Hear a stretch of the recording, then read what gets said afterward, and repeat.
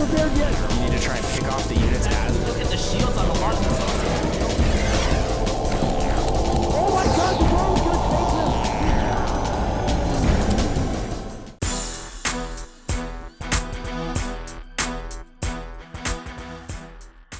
What's up, everybody? We are back. This is Pain User. And this is HD. And we have Game 3 between Complexities, Stahlife, and Rock's Kiss, BratOK.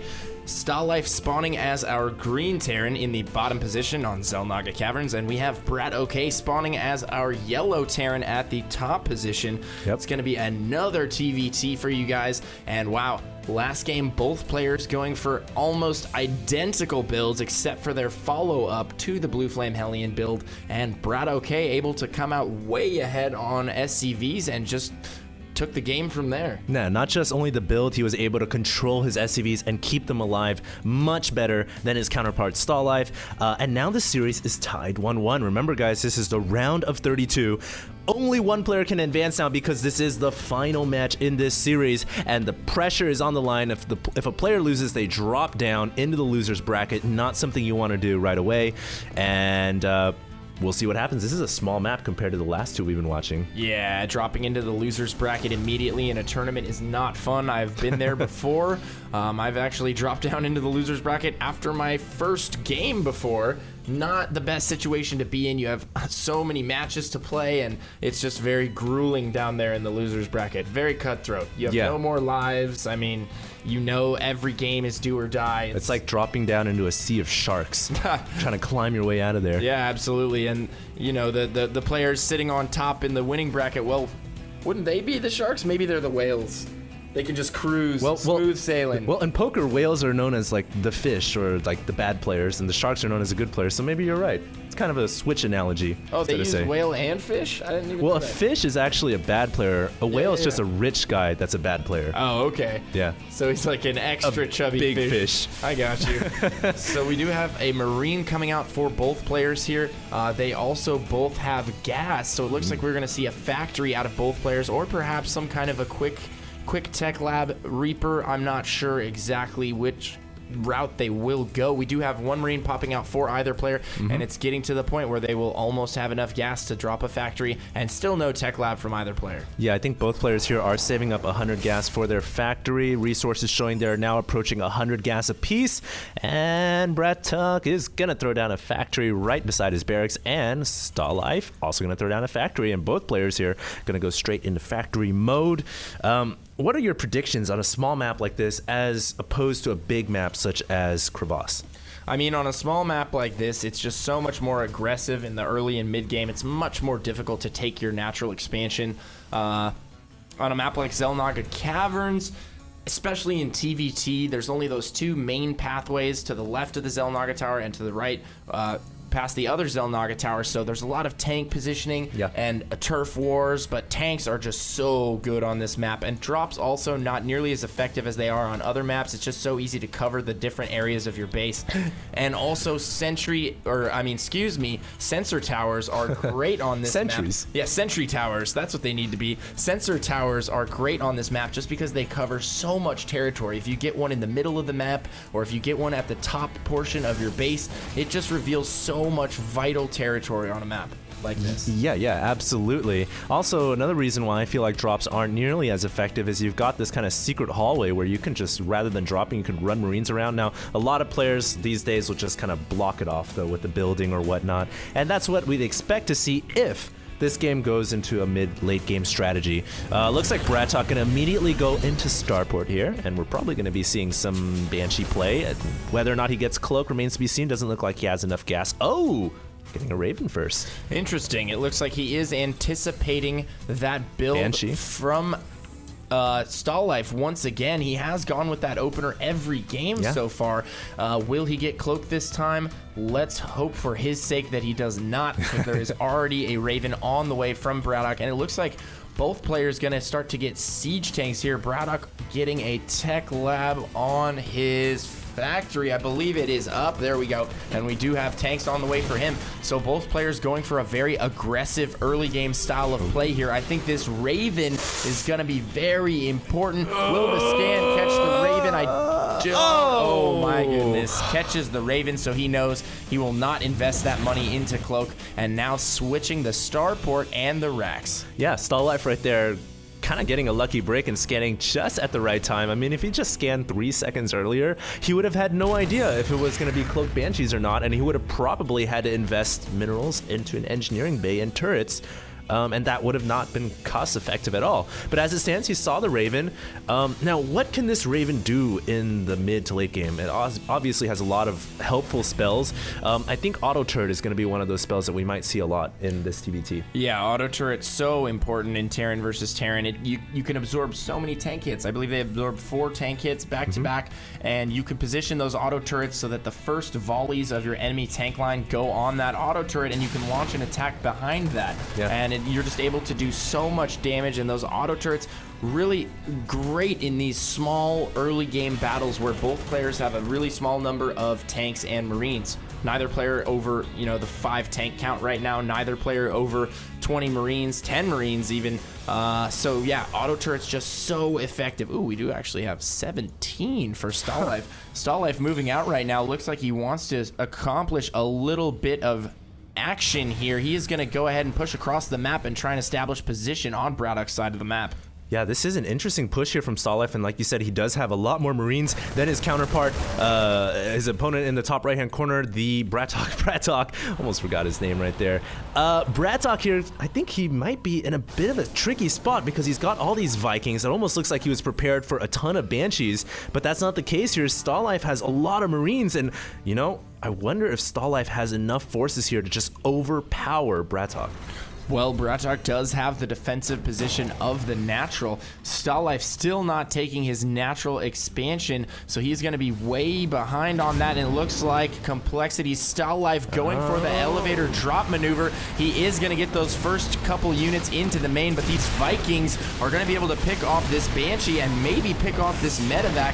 And wow, BratOK moving into position, going to try and fight this off. Has Marines and tanks coming to support, and he may lose his factory here. He might be forced to lift it as well. That's really going to hurt into his tank production. Yeah, if he loses this factory, this is going to be absolutely brutal. Forced to lift off the factory, that means he canceled his tank that was in production just moments away from finishing. Now Stall Life is actually losing his ground here as BratOK is pushing forward, but Stall Life has that tank on the low ground. So important, and an Auto Turret coming down for BratOK to help supply some more DPS, but easily taken out.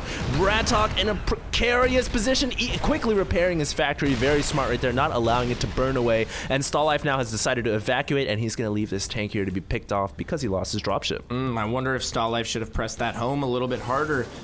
Losing that medevac, not the best situation for him. Yep. And he is also going to lose that tank in the main. It does go down, so Stall Life falling back to his natural right now. Going to go ahead and try and set up a position there, but he is so far behind in terms of his macro. BratOK dropped that command center quite a bit earlier. He's up by only 1 SV, but he has been mining at the natural this entire time. He will get the 2 bases saturated quicker, and now adding some more infrastructure and production facilities. BratOK going up to 4 Raxes. Yes, he is going up to 4 Raxes and continuing to get those upgrades. Stim just now about to finish for him. Two medevacs on the way, 1 tank on the way, and these medevacs are really going to help strengthen his army for this next engagement. One thing I'm noticing here is Stall Life is not getting Stim research. He's actually got shields before Stim, and he does have another tech lab, so he could get Stim right now. He has enough minerals and gas. I think this is going to hinder him a little bit because without Stim, his Marines will not be able to move forward and snipe tanks quickly and effectively. This could be kind of bad because BratOK looks like he's moving out right now, and he does have Stim. Whether or not BratOK is moving out just to secure a gold or to actually push it home remains to be seen.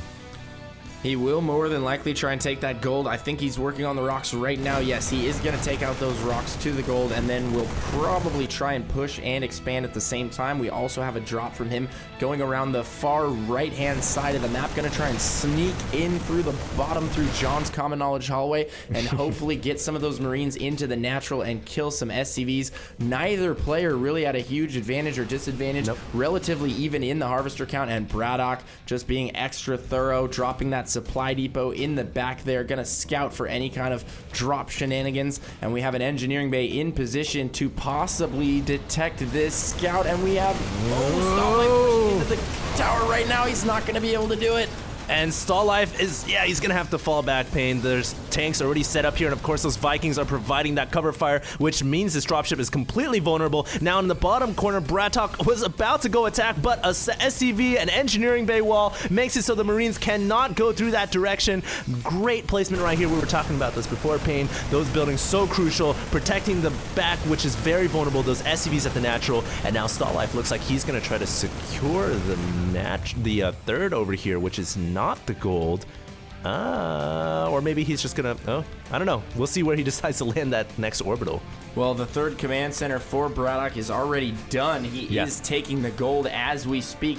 So the onus is going to be on Complexity Stall Life to make something happen here. He is pushing up the left-hand side of the map. He is trying to take a position on this gold expansion. BratOK 100% ready for this. Tanks in position. He has full air superiority. He also has this Raven, and Stall Life checking to see if he can get anything done around at the third over there, but he actually picked the wrong spot. There is no command center there. It is up and running at the gold, and he is heavily mining, and every second this game goes on, and oh, look at the confidence from BratOK, building a third orbital, not even going to get the planetary fortress there, and honestly in TVT, not the most essential, necessary unit. Marines and tanks both ranged. Don't really want to use your Marines to deal with the PF, but tanks are more than capable of handling it. Yeah, BratOK showing confidence here, and he's going to go for that orbital. Now Stall Life trying to take the low ground so he can siege the mineral line. I love this play by Stall Life, but once he runs out of scan, he's not going to have anything to scan to see the high ground, and his tanks now in the dark. They cannot shoot up there because it is in the fog of war. BratOK, like you said, he has air superiority, man. He's got the Vikings, he's got the Raven.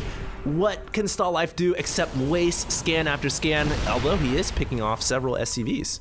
Yeah, he is indeed, and he's stopping mining at the third for quite a bit. He needs to continue to tank walk on the low ground and the high ground at the same time. As he does this, he'll be choking BratOK back and back, farther and farther behind that orbital, and if he can take out some of these tanks on the defensive line here, he'll be in a great position, but still, nonetheless, BratOK is mining a little bit from that gold. It's not a total loss. He is continuing to mule there, so he is reaping the benefits of that gold, while Stall Life is just scrambling to get some damage done here, but unable to find any chinks in the armor of BratOK. Yeah, well, this entire time he's been basically delaying for this command center to finish. He was building this in the main, and now he's finally finished it so he can get some mining and some saturation going at the gold expansion.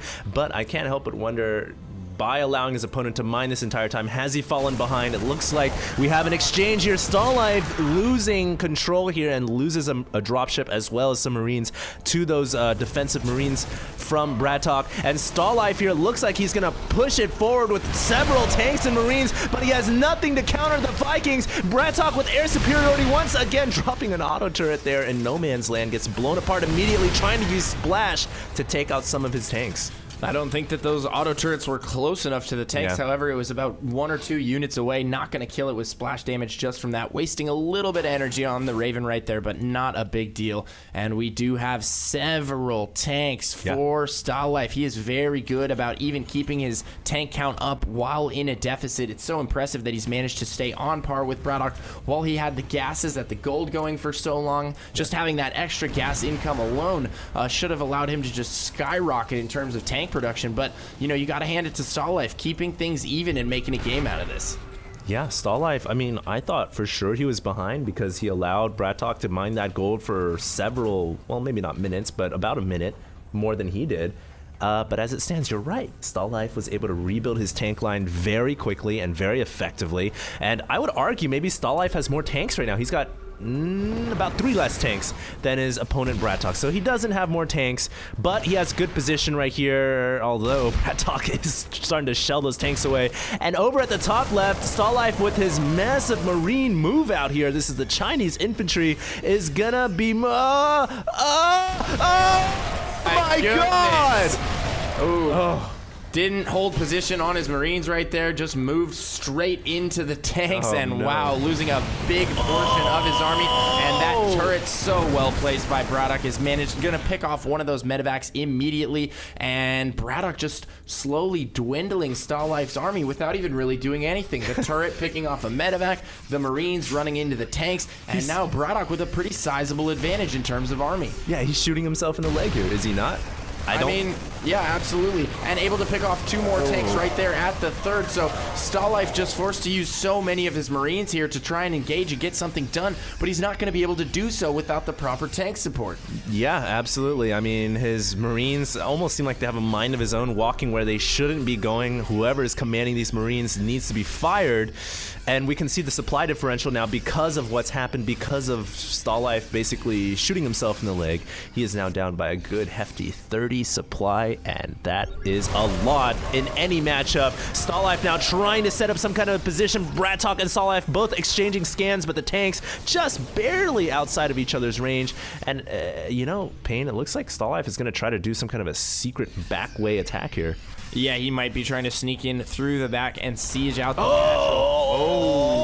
Nice unsiege right there. Very nice unsiege. Actually, as the mule was falling, so impressive right there from Stallife. And he is going to be moving in the back, but there is a scan going down from BratOK right on top of his army, so he is going to be able to converge on Stallife's entire force here. He's coming from both sides. There's a huge flank. He's just now starting to siege tanks, and oh my God, Stallife's entire sneak attack mission.